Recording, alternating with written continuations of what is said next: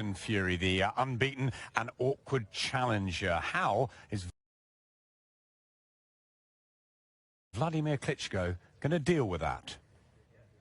From the very first moment he was born, Tyson Fury battled the odds. I was born 7 weeks premature, died 3 times in an incubator, and the doctor told me father wasn't going to be a very big guy or wasn't going to do much because I'd always be very frail and weak and small. How wrong he was. I'm here, all 6'9" and 18.5 stone away. The son of former pro Gypsy John Fury was not even a teenager yet when Wladimir Klitschko first ruled the world.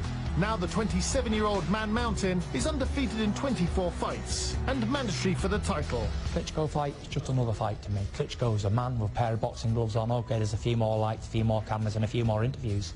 But at the end of the day, we're still going to do what I've done in my debut. Get in there and punch each other up, basically. Although still largely untested at the highest level, the often controversial but usually genial giant has won British, Commonwealth and European titles. He's beaten Derek Chisora twice, won on the road overseas, and even climbed off the canvas to triumph.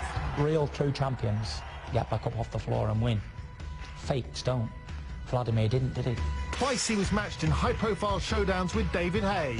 Twice the Londoner pulled out. The bitter disappointment compounding Fury's view that it's him and his close-knit team against the world. No one's given me anything. Everything I've got I've had to get my face punched in for. I've come from nothing and worked my way up to the ladder to being mandatory for the heavyweight championship of the world. This is the huge opportunity that Fury believes he was put on the planet to grab with both hands. You tip petrol on a fire, it explodes. You get me heated and I'll explode. Losing ain't an option, failure's not an option. I'm winning this fight, for sure. There's not a doubt in my mind. I ain't just saying it because I can talk a bit or I'm deluded. Klitschko is getting done. There's no two ways about it. He's pretty confident, isn't he? Well, we sent Johnny into Klitschko's headquarters to find out how he sees things. Tyson Fury, he stands long, he stands tall, but he switches from southpaw to orthodox. How are you going to handle that? Because he's a lot taller than you. Okay. And he keeps you long. I understand, but there's always a chocolate side. So you On can't... what side? A chocolate side. Okay, so the side that you like. In other words, the side that you like better and you're more comfortable. Okay. So I think he's more regular standing than southpaw. Southpaw he's been trying and he's comfortable with that, but as soon as he's going to get hit, he's going to go back to basics. And basics means no southpaw. No, so he won't do, you're saying he won't be able to do southpaw? He's going to do southpaw. But until he's going to get hit, then he's going to go back to what he's normally and comfortable So he shoots his southpaw, he feels a shot, then all of a sudden, boom. Yes. So you've got an extraordinary long reach. You know, I got long reach, but he got even longer reach. So how are you going to deal with that? So those long hands like a Spider-Man, you know, like a spider, the big belly and long arms and legs, you know, all around. It's an advantage in boxing, right? Because you can reach a person if the person stands really far away. Okay, he's standing far away. But it also takes a lot of time to extend his long arm. You see, straight away. Pull it all back. Straight away, when you just said that, you put your shoulder into it as well, so that give you an extra 2 inches on it. You know, so again, that's something that I didn't expect. I thought your arms were a little bit longer, but it's actually come from there in the shoulder. Right, so you can, for example, I give you an example. Mike Tyson had much shorter hands than his opponents, and his opponents were much taller. But he always found distance how to get and shorten that disadvantage of having shorter hands than opponents, and he managed it very well. So it's basically a lot of things that you do. You duck, you sneak in, and you get it right there. You get it with all the angles, with uppercuts and hooks. That's the same shot. He was kind of trying to tell me he was going to try on you. Right. Yeah, very good, but that's naturally. He likes to get on a man and stay here and bang around, like on a heavy back.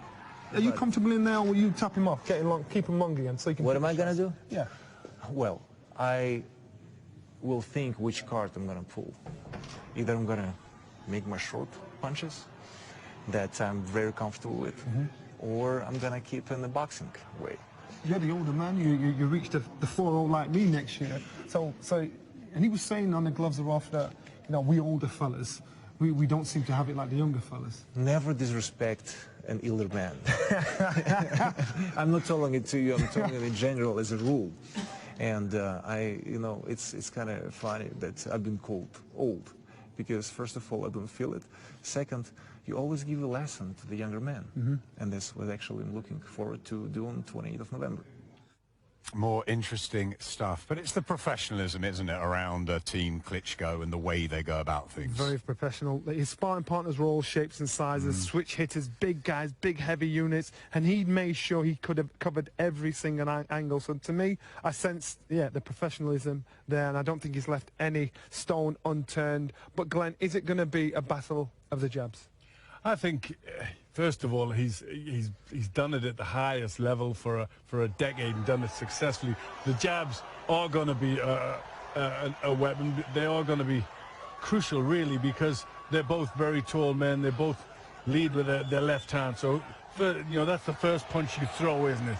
So you go out there and try and get the center of the ring, get your jab connecting first. That's rule number one, isn't it? So who's going to do that? That's the key. Fury thinks he can do it because he's got a taller jab. Klitschko, we know, does that every time. And he seems to have his feet in the right place at all times, Klitschko, too. His feet are very good, because he's learned how to look after himself in there. So he doesn't commit himself with his jab. He uses his jab to set up his right hand, but he uses his jab, you know, so effectively, looking for defense as well. So he gets the jab on. Then he's looking. If it doesn't work, if he doesn't get that right hand landing, which often he does, he's also ready to move away. This is his signature shot. That once he's got used to that jab, and he's got him used to that jab, and gets him to come on, it's boom, boom, 1-2, that right hand straight through the middle. Once he's sure he's got that space. So if I was going in with Klitschko, the one thing I'd want to do is make sure my left hand was very high at all times, that I threw my jab, you know, from up high and brought it back up high. Does Tyson Fury do that? He doesn't. He throws it from the hip, brings it back to the hip. So he's got to be very careful of that. Whether he turns southpaw, that might bring another problem. He said he can get away with that, but then after he gets confident with that 1-2, he's then all of a sudden brought that whipping left up with it as well, because it's sharp, it's smart, it's fast, it's accurate. And he's just bringing that in, you know, over the last couple of years, latest part of his career, where he started to get confident with the hooks as well. And that's because terrific his jab, shot, that, isn't his right hand's so good. Now he's got confidence. Look how he's loosening up there. We saw the Tyson shot.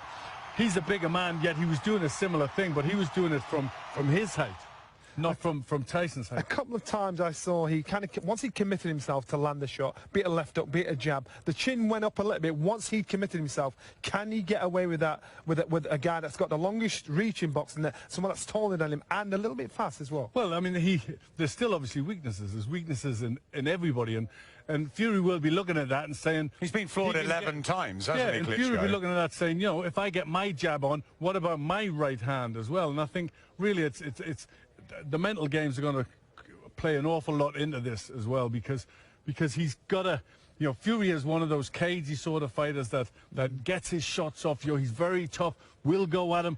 He's not used to that. People are normally careful with Klitschko. Fury is not going to be. He's not going to show him respect, I don't think. But he's always had the heart for battle, hasn't he, Tyson Fury? He's proved that if he goes down, he gets back up. So Klitschko's going to have to find a way of pinning him, keeping him there, Glenn. He is, but I think Klitschko, he's got the sort of calculating boxing mind where he'll just go back to the same thing. He'll just start again, using the jab, using the right hand. He'll not get... Klitschko, you know, he doesn't panic, he doesn't go crazy running after fighters. He waits, he makes sure that they're ready to go, you know, when he goes in for the finish. But has Klitschko got that one concussive shot? David Hayes said he was surprised he actually didn't hit as hard as he thought, even though he does hit.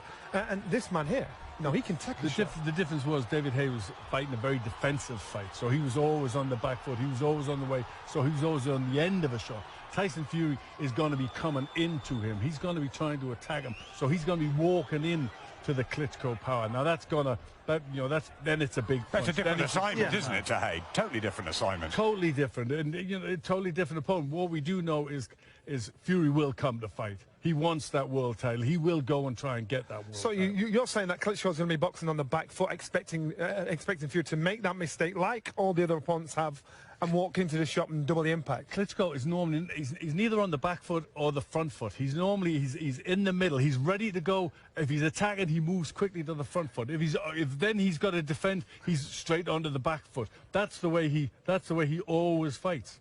Wow, well, you know what? He's going to struggle because he's a tall enough man he's fighting. So we love the heavyweights, don't we? And not long to go now.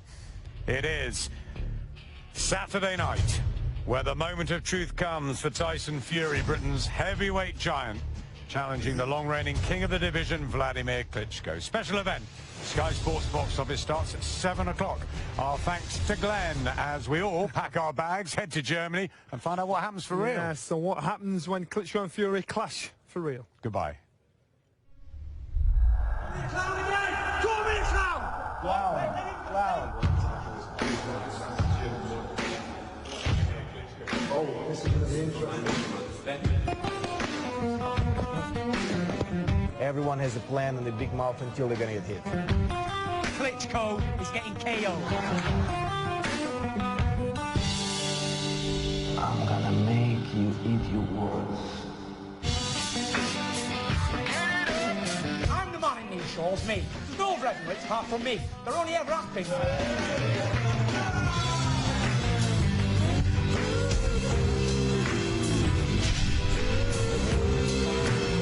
Barking dogs don't bite. This is a Tyson Fury show. Forget about me. He's a nobody. Hey, hey!